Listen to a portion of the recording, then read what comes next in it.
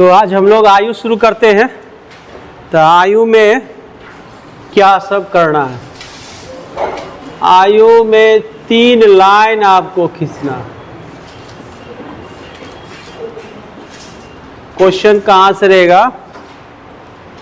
RS Agarwal का ही हम लोग जितना क्वेश्चन है उसी को सॉल्व करेंगे।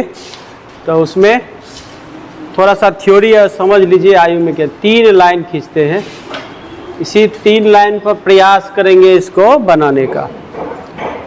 3 में जो सबसे ऊपर वाला है इसको बोलते हैं बाद, और ये बीच वाला जो है ये बोलते हैं वर्तमान, और जो सबसे नीचे है ये पूर्व। क्वेश्चन में रहेगा 2 वर्ष बाद, तो समझ जाना ये लाइन पर चर्चा हो रही है। वर्तमान में किसी का आयु 5 वर्ष है, 10 वर्ष है, तो वर्तमान की बात हो रही है। 2 वर्ष पूर्व उसकी आयु इतनी थी, तो पूर्व की बात हो रही है। तो जो बात कहेगा उस लाइन पर हम लोग काम करेंगे। तो आयु अनुपात से जुड़ा हुआ है मामला, दोनों का आपस में संबंध है। तो आयु में जितना भी क्वेश्चन है तो लगभग अगर 90-95% 3 लाइन पर बन जाएगा। क्योंकि आयु में क्या होता है? 2 साल पहले, वर्तमान, बाद, 3 प्रकार का आयु होता है, तीनों इस पर बन जाएगा। तो अब बनाएंगे कैसे? तो 1 नंबर से हम लोग क्वेश्चन दे 3 लाइन पहले ड्रॉ कर लेंगे। उसके बाद क्या करते हैं, इसमें व्यक्ति रहता है, या तो 2 व्यक्ति, 3 व्यक्ति, तो उस व्यक्ति का या नाम A और B रहेगा, या कोई नाम रहेगा, तो उस ऊपर में थोड़ा सा नाम लिख देंगे। जैसे पहला क्वेश्चन ही हम लोग लेते हैं। इसमें पहला क्वेश्चन है, सभी के पास क्वेश्चन होगा कि है ना, और PDF भेज दी भी गया, मोबाइल में होगा, है ना। जिनके पास बुक नहीं है मोबाइल में एक क्वेश्चन होगा। देखिए आराम से बनाना है, सीखना भी है। एक बार सीख जाइएगा तो इससे आसान कुछ लगेगा ही नहीं। A तथा B की वर्तमान आयु का अनुपात 4:5 है। तो 2 व्यक्ति है A और B लिख दिए, और 4:5 है। तो कब की चर्चा हो रही है? वर्तमान की चर्चा हो रही है। तो वर्तमान में 4:5 लिख दिए। अब कह रहा है 5 वर्ष बाद यह अनुपात 5:6 हो जाएगा। 5 वर्ष बाद की लकीर कौन है? ये है। तो 5 वर्ष बाद ये 5:6 हो जाएगा। अब हम लोग यह देखते हैं, इसमें थ्योरी यह है कि वर्तमान से बाद की जो डिस्टेंस है, वह जो डिस्टेंस इस जगह होगा वही डिस्टेंस यहाँ पर होगा। कोई भी 2 व्यक्ति है, 2 व्यक्ति का वर्तमान में उम्र 10 साल 12 साल है। 5 साल बाद क्या होगा? तो दोनों में 5 जुटेगा। 10 में 5 जुटेगा तो कितना होगा? 15। और 12 में 5 जुटेगा तो 17। अनुपात अलग होगा, लेकिन दोनों का डिफरेंस क्या होगा? सेम होगा। तो यहाँ जो अनुपात का अंतर है, यहाँ कितना है? 1। यहाँ अंतर कितना है? 1 है। तो ये अंतर हमेशा 1 होना चाहिए। अगर अंतर 1 नहीं हो तब हम लोग क्या करते हैं? मल्टीप्लाई करके 1 अंतर देते हैं। तो अंतर यहाँ में कितना है? 1 है। तो 4 से 5 जो ये अनुपात का जो डिफरेंस है 1 यूनिट, अनुपात का जो 1 यूनिट का डिफरेंस है, यही 1 यूनिट जो है वह बराबर है किसका? रियल में 5 वर्ष का। मतलब अनुपात में 1 यूनिट है ना, 4 से 5, तो कितना यूनिट हुआ? 1 यूनिट। यह किसके बराबर है? 5 वर्ष का। क्योंकि क्वेश्चन में है 5 वर्ष बाद यह अनुपात 5:6 हो जाएगा। तो 1 यूनिट का वैल्यू 5 हुआ। अब यहाँ कितना यूनिट है? 5 यूनिट। यहाँ 4 यूनिट है। अब अगर कहेगा A का वर्तमान, तो A का वर्तमान तो कितना हो जाएगा? ये 4 यूनिट। तो 4×5 20 साल। B का वर्तमान कितना हुआ? 25 साल। मतलब 1 यूनिट का वैल्यू 5 आ चुका है ना।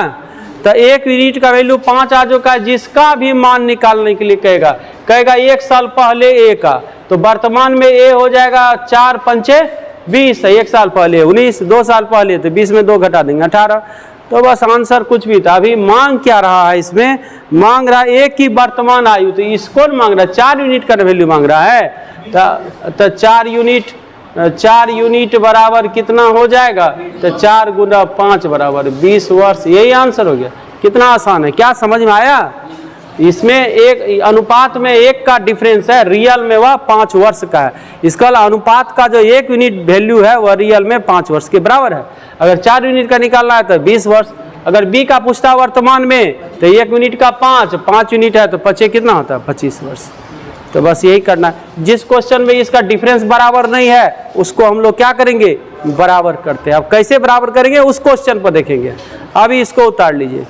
क्वेश्चन नंबर 1 है, यह क्वेश्चन नंबर 1 है आर एस अग्रवाल का, ए सेक्शन का क्वेश्चन नंबर 1 है।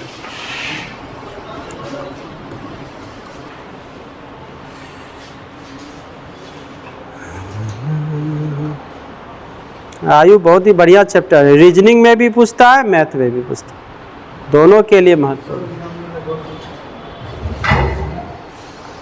अगर किन्हीं को समझ में नहीं आता हो, नहीं आवे तो पूछना है, बीच में बता देंगे।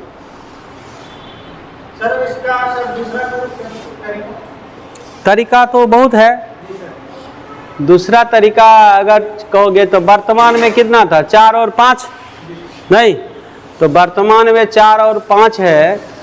तो अब हम लोग क्या करेंगे, इसमें वर्तमान में 4 अनुपात 5 है, 4x 5x ये क्या हो गया वर्तमान में।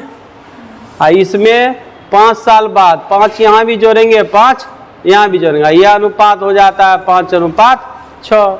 इसी को सॉल्व करेंगे कोना कोनी, 6 चौके 24x 5 25x, 25 में 24 गया कितना हो गया x, 6 गो 5 में 5 गो 5 घटेगा, 1 गो 5, तो x का मान कितना आया 5।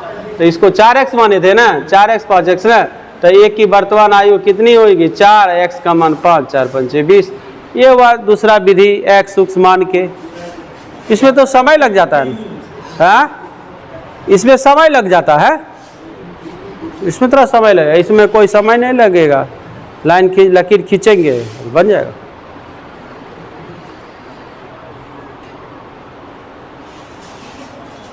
ये वह अनुपात मिटाते हैं, ये नहीं आया समझ में। वर्तमान में 4 अनुपात 5 है तो 4x 5x, उसमें दोनों में 5 जोड़ेंगे, तो इसमें भी 5 जोड़े, इसमें 5, दोनों का अनुपात दिया हुआ है 5 अनुपात 6। 5 क्यों जोड़े, क्योंकि 5 वर्ष बाद 5 अनुपात 6। ये डिस्क्रिप्टिव हुआ।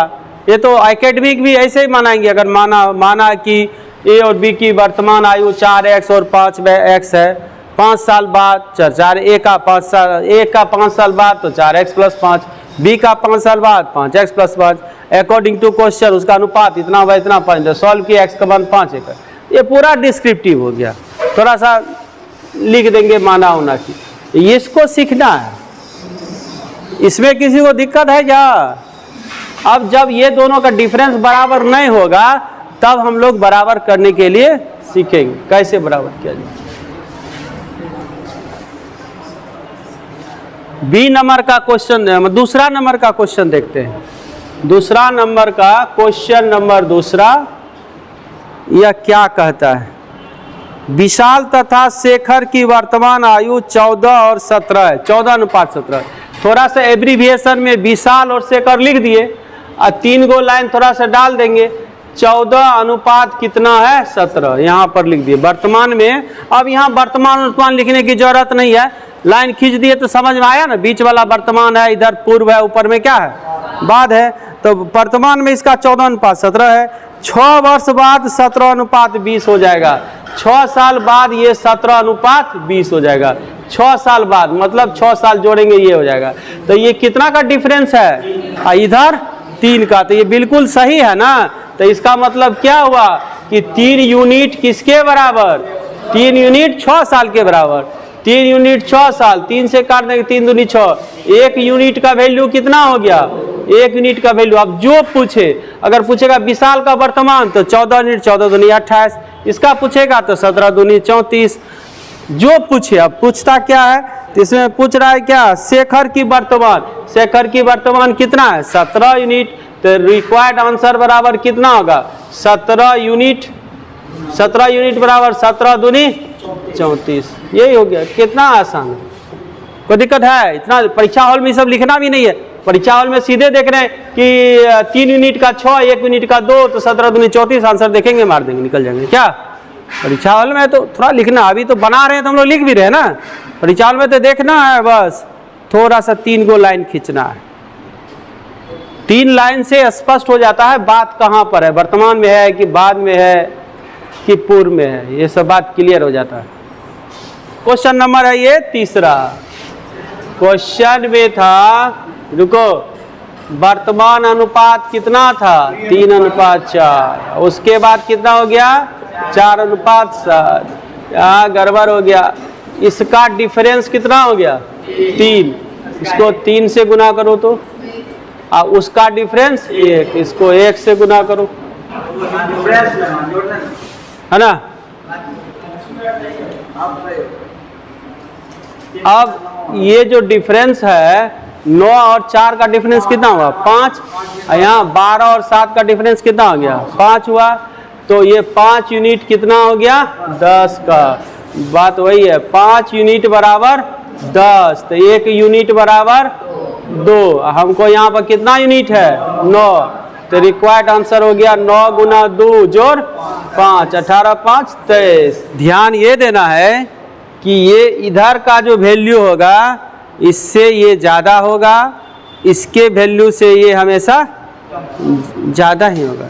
ऊपर जाएंगे तो क्या होगा ज़्यादा ही ना पकड़ाएगा। समान करने पर पहले हम समान करेंगे, इसका डिफरेंस 5 है तो नीचे कम ऊपर ज़्यादा ना होगा, यहाँ नीचे कम यहाँ पर क्या होगा ज़्यादा होगा, कहेंगे ये वैल्यू बड़ा है, ये वर्तमान है, ये क्या पूर्व है नहीं है। तो इस तरह से अब समान करने का क्या नियम है बोलो तो, अंतर का गुणनफल, अंतर जो होगा अनुपात का उसका अंतर करके उसको गुना करेंगे क्रॉस से, ऊपर वाले के अंतर से नीचे को, नीचे के अंतर से ऊपर को। 4 नंबर का क्वेश्चन देखते हैं। 4 नंबर में है 7 वर्ष पूर्व ए और बी की आयु का अनुपात 4:5 था। ए और बी, सबसे पहला काम क्या करेंगे लकीर खींच देंगे।